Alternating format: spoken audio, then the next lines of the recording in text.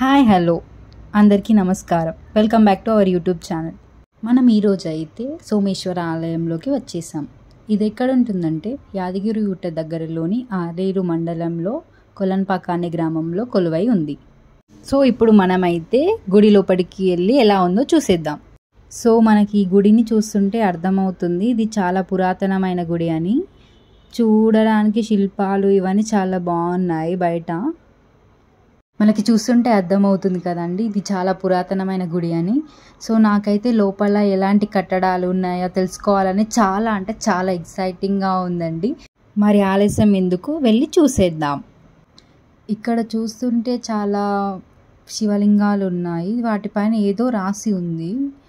ఇది రకరకాలు ఉన్నాయి. ఇక్కడ ఒక శివలింగం ఉంది, అక్కడ ఒకటి ఉంది. కాకపోతే డిఫరెంట్ షేప్స్లో ఉన్నాయి. మనకు ఇక్కడైతే మొత్తం రాతితోటే కట్టారు వాళ్ళు. చాలా అద్భుతంగా ఉంది కట్టడం.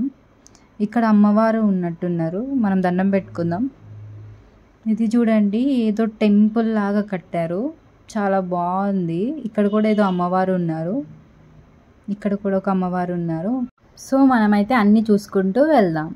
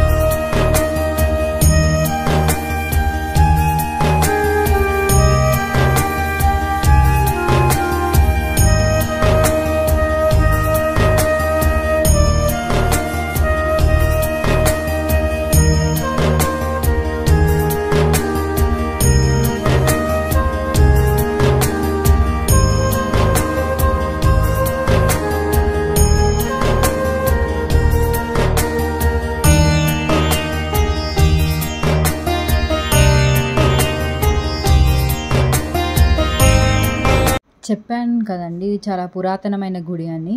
సో ఇదంతా మీకు ఇక్కడ ఉన్న ప్రజలను అడిగి తెలుసుకున్నాను నేను. ఇది 9th 10th సెంచరీలో కట్టారంట ఈ గుడిని. కానీ అప్పటి నుంచి ఇప్పటికి వరకు కూడా చెక్కు చెదరలేదు ఈ గుడి. చూసారని మనం లోపలికి వెళ్ళి దర్శనం చేసుకుందాం స్వామివారిని.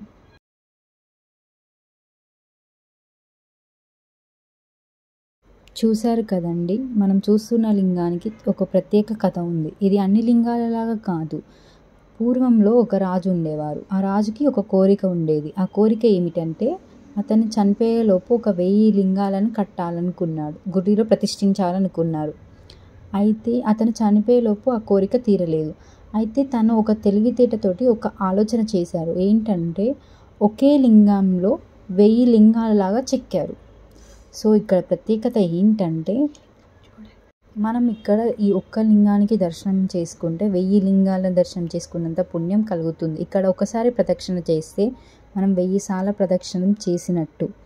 చూసారా ఈ లింగం ఎంత అద్భుతంగా ఉంది. మీరు సరిగ్గా గమనిస్తే ఆ లింగాలంలోనే మీకు 1000 లింగాలు కనిపిస్తున్నాయి. చూడండి ఒకసారి. ఇక్కడ చూసారా, మనం ఏదైనా కోరిక కోరుకొని ముడుపు కడితే ఆ కోరిక అనేది ఖచ్చితంగా నెరవేరుతుందంట అండి. చూసాం కదండి, ఈ వీడియో ద్వారా మనం ఎన్నో విషయాలను తెలుసుకున్నాం.